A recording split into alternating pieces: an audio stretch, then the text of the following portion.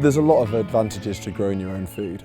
You can't beat fresh produce, and when you're picking it absolutely fresh in the middle of summer when the sun's been beaten down on it, it has a different flavour profile to anything you could ever buy.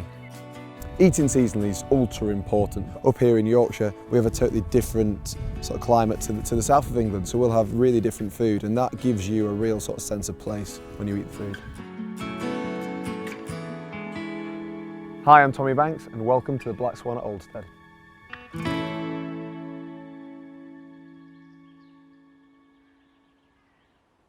So we're here at the Black Swan at Oldstead in beautiful sunny North Yorkshire.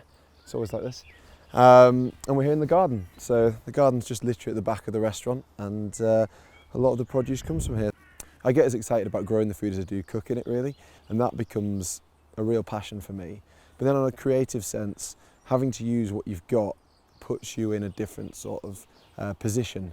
And I mean, I hate waste. I don't want to waste anything that we've grown, so that makes us have to be very creative with our menus. So here in the garden we grow a lot of the herbs and a lot of the soft fruits for the restaurants. There's a couple of polytunnels with tomatoes in, but down at the farm is where we grow all the sort of big main crops, all the potatoes and the courgettes, and where we need to get the tractor in.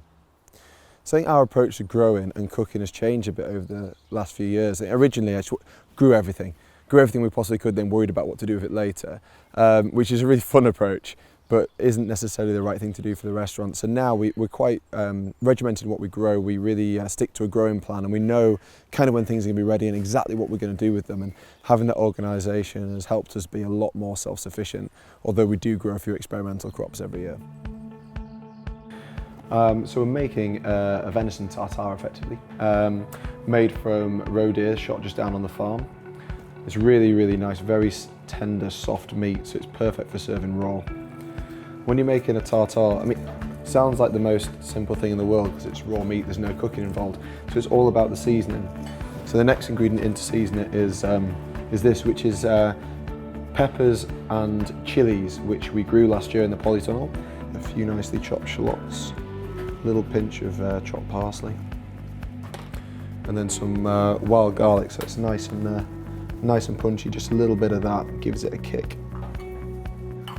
We cook the egg yolk really slowly in a water bath, so it's nice and thick and rich. So next we got some little pickled young onions. I just pickled in some vinegar we made last year. Then we've got some lovely rye bread, which gets made by a baker just down the road for us. So that's a little wild garlic mayonnaise, which is really punchy. It just cuts through the richness of the raw meat. Great thing about wood sorrel, rather than being just acidic and bitter, it actually has a sour flavour because of the oxalic acid.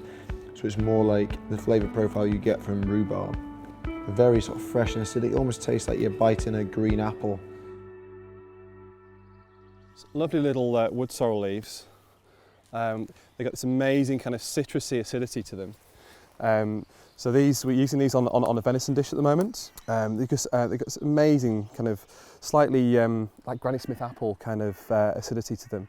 So we just kind of pick them down, just use them as a little garnish. Lovely acidity to them. A nice little bit of it in there. Sweet woodruff, we use it in cooking and also for drinks. We can use it fresh, but we also quite like to dry it as well. So we dry it and to preserve it, so we can use it right through in the winter as well. So I mean, literally just next door we've got some brambles just here. Obviously that's going to be more kind of like autumn, kind of September, October before we're picking them. But literally as I'm stood here, there's probably about 5 ingredients that I can use throughout the year. So we've got the wood sorrel and the woodruff now. We've got wild garlic we've already been picking, and we'll use the seed buds from that later on in the year. Then we've got the elderflower nearly ready. The next, just around the corner, we've got sloes, and so you get the berries in the winter. So literally, from this one little bit of woodland, we can come back multiple times through the year and use all sorts of things for the menu. Just to finish the dish, got a little bit of onion powder, which has just been roasted and dried overnight. Gives it a wonderful sort of bitter flavour. And then to finish the wood sorrel, I've got some brine from some wild garlic seeds from last year. We spray that in there for more acidity, but also it looks like the dew which you get on the leaves as you walk through the forest in the morning. Really like that, it gives it a real freshness. We've got a lovely raw deer dish from Oldstead.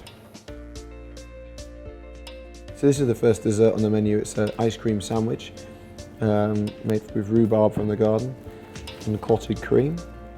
And there's some little buckwheat caramel wafers on the outside. And then the top is sweet Sicily flavoured pastry cream. And we've got some nice fresh sweet Sicily leaves as well.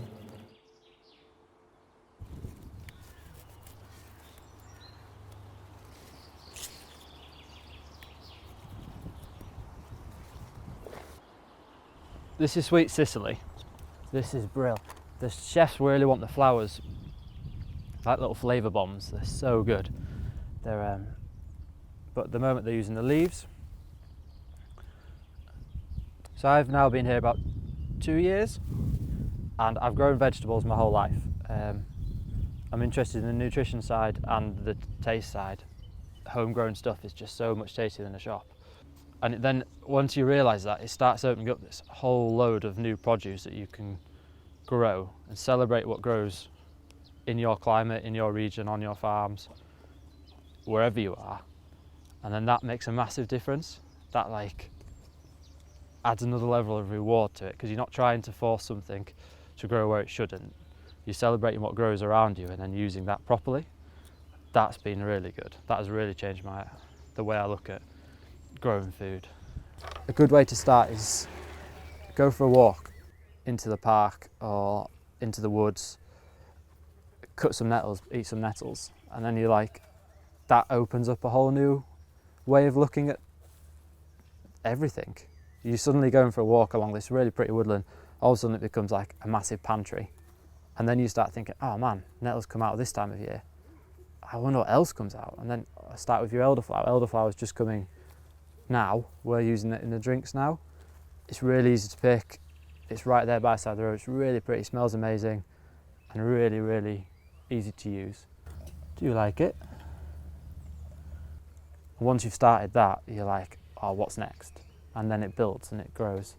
If you're at home and you've got really small space, put one tomato plant in it and pick the tomatoes fresh, and you'll start thinking, oh, actually tomatoes come in June and they taste really good, and they're not so great in January. Well, maybe wait till June and then you celebrate them a bit better. Dead simple martini. We use some really, really beautiful produce. We use these beautiful little tangerine marigolds. You saw Ben picking them from the polytunnel earlier. These are a really good kind of partner plant to the tomatoes. You get some amazing kind of lovely kind of really intense floral flavour to them. Next, we're doing a cocktail called Tea Time. This is a take on a sour using cold brew tea and some distillates that we've made as well, an elderflower cordial. So this time of year, we obviously went out foraging early. The elderflowers are just not quite ready, and it seems to be content on raining this week. So I think we're going to leave it another couple of weeks before we pick this year's elderflowers. So you need to have a really, really hot, sunny day to pick the elderflowers.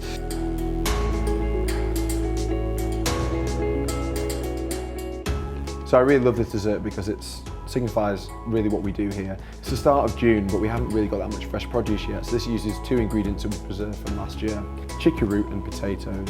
I know potatoes aren't like a standard thing to put into desserts, and whilst this dish is a little alternative, it does really have all the familiar things that you like eating. So there's crumble in there, there's ice cream, there's custard, there's butterscotch sauce, all the good stuff. I think the future of food is a very interesting subject. I think what I'd like it to be and what it might be are probably 2 different things. I think we need to go sort of back to basics, really. There's a lot of value in organic food, and I think we need to eat more vegetables, less meat, but make it into a real special thing, like it would have been, you know, Sunday roast, have a nice piece of meat, but during the week, perhaps we need to scale back a little bit. But I think as a society, we need to start realising we have to pay more for the food that we're eating.